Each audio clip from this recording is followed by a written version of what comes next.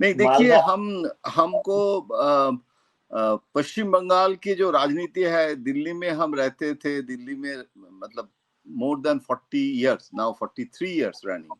लेकिन विजय जी, मैं पश्चिम बंगाल के जो पत्रकारिता है, जो हमारा मीडिया था, वो बंगाल के न्यूज़पेपर मीडिया, तो हम, आप मुझे अगर कहेंगे कि स्टालिन क्या कर रहे हैं, हो सकता है हम नहीं बता पाएंगे। लेकिन पश्चिम बंगाल में आई एम ऑनलुकर, ये मैं बोल सकता हूँ। आई एम नॉट एक्सपर्ट तो नहीं बोल सकता हूँ, अपने आप को क्यों एक्सपर्ट बोलूं, लेकिन I am also subject to, onlooker वो होता है जो सब कुछ जानता है। हाँ एक्सपर्ट तो हम वो होता है जो समझता है कि वो जानता है। नहीं, एक्चुअली हम सब्जेक्ट टू करेक्शन ऑल्सो, अगर कुछ गलती होगा। लेकिन मेरा जो अनुभव के आधार पर, और पश्चिम बंगाल में रूट भी है, और भाजपा को भी, देखिए पश्चिम बंगाल के भी जो पत्रकार होते हैं ना, मैं बार बार विजय जी कहता हूँ, वो बीजेपी को भी प्रॉपरली नहीं समझते हैं नहीं, बहुत लोग। ऐसे नहीं है, कोई नहीं समझता है, नहीं बोलूंगा, लेकिन पश्चिम बंगाल के जो बीजेपी है ना, पश्चिम बंगाल के जो बंगाली बीजेपी फ्यू लीडर्स, उनके एक्टिविटीज देख के भाजपा के बारे में एसेस करना वो भी अनुचित है। क्योंकि भाजपा एक बहुत बड़ा जहाज है, वो पश्चिम बंगाल में रहकर भाजपा का तो अभी चैप्टर खुला ही नहीं। जितना हुआ है अभी भी अनफिनिश्ड एजेंडा है पावर में आना।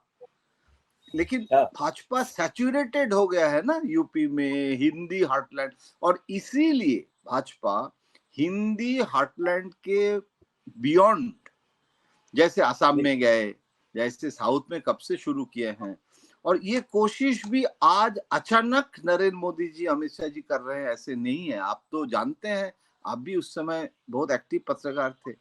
तो ये आरएसएस और भाजपा, भाजपाई अडवाणी जी के जो बीजेपी, उस समय से पश्चिम बंगाल डेस्टिनेशन बंगाल ये था। घुसपैठिया का जो मुद्दा आज भाजपा का पश्चिम बंगाल में इतना बड़ा मुद्दा है, वो क्या आज अचानक भाजपा, नरेंद्र मोदी ने कोई नया कोई आविष्कार कर दिया? ये घुसपैठिया का जो इशू है, ये पार्टी का कोर इशू है, ये आरएसएस का इशू है। ये जो मुद्दा है, ये इसे बेसिक है। हम लोग बोलते थे कि भाजपा बैक टू बेसिक, तो ये बैक टू बेसिक में चले गए। आज जो सफलता मिला है कि मेजॉरिटी ऑफ द गवर्नमेंट, जैसे 370, राम मंदिर, हर इशू में यूनिफॉर्म सिविल कोड की तरफ भी जा रहे हैं।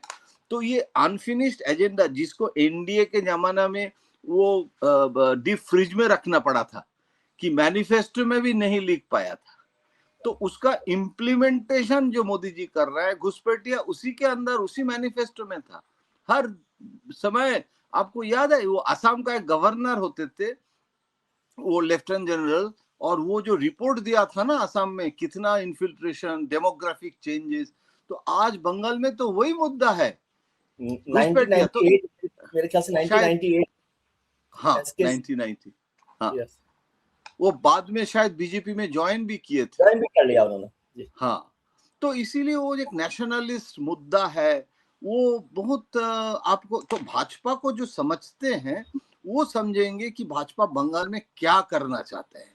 देखिए, सांप का ना एक वो पॉइजन टिथ बोलते हैं, होता है। तो कहते हैं कि सांप को मारने के लिए सबसे पहला काम जो होता है कि उसका जो पॉइजन टीथ है उसको निकालना। तो आज भाजपा के लिए, आई एम भाजपाई, सॉरी बीजेपी के पर्सपेक्टिव से, भाजपा के पर्सपेक्टिव से बता रहा हूं, ममता के जो टीएमसी के जो राज है, it's not individually Mamata Banerjee, but ये जो बार बार मोदी जी भी बोले हैं ना कि जंगल राज जी, तो जंगल राज, ममता जी का नाम आजकल नहीं लेते हैं दोनों ही, वो कहते हैं कि निर्ममता की सरकार। तो ये जो निर्ममता की सरकार इज ए ब्रॉड एक थीम, और ये थीम है दैट पॉइजन टिथ। और आज मैं जो देख रहा हूं जो स्ट्रैटेजी, वो स्ट्रैटेजी वाजपेयी आडवाणी जी के समय से सिर्फ लफ्ज होता था जी, लेकिन वो डायलॉग, वो स्टेटमेंट, ये जो एग्रेसिव वोटर लिस्ट, कभी ममता जी ने सोचा ही नहीं था कि इतना एसआईआर के इशू से इतना, मतलब अभी तो 80 लाख हो गया है डिलीशन, यस, मुझे तो लगता है प्लस माइनस करके 1 करोड़ हो जाएगा। हाँ 1 करोड़ हो तो जाएगा।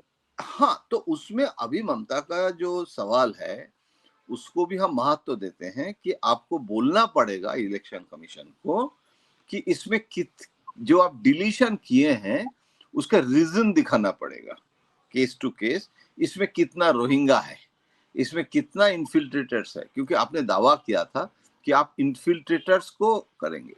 अभी ममता कह रहे हैं कि इसमें बहुत हिंदूज भी डिलीशन हुआ है और ये हड़बड़ी में बहुत लोगों को, जैसे Matua community, they are Yes. Also lot of unhappiness, जो बाद में बीजेपी ने बोला है कि आपका सिटीजनशिप के इशू के साथ इसका कोई संबंध नहीं है, अब डरिए मत।